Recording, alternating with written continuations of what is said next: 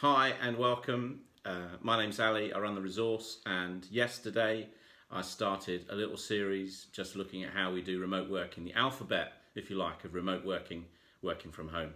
I've been joined by my wife, Lisa, who also works from home. So we've both got some stuff to share today.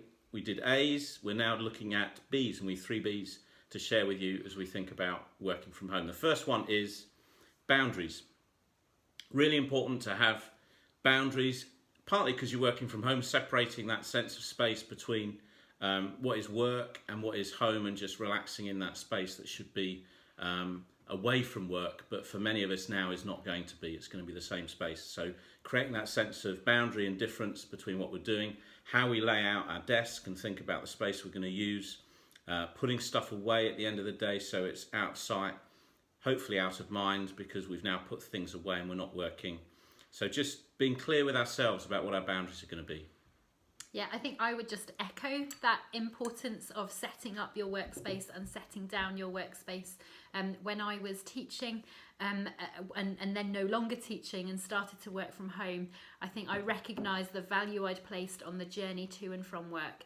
So in the car on the way there, it's that time just to pray and give the day to God and think about what is coming in the day, and build up to being in a workspace in your head. And then at the end of the day, that processing time as you drive away that leaves work in work and goes home to family. And so it's difficult to create that same distinction and have those same boundaries when you're at home and in the same space for all of that.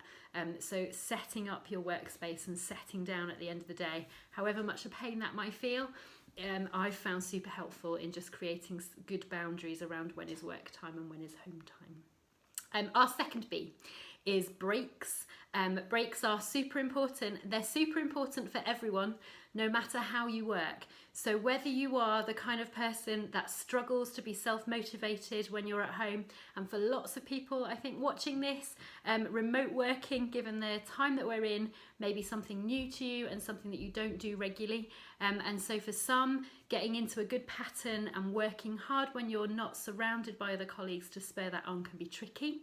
Other people may find that it's the opposite for them, that they struggle to switch off, and so they work really, really hard. I know that Al often says he works upstairs, I work downstairs, and he'll go up and come down 2 hours later and it's like I haven't moved, because I get really immersed in a project that I'm working on.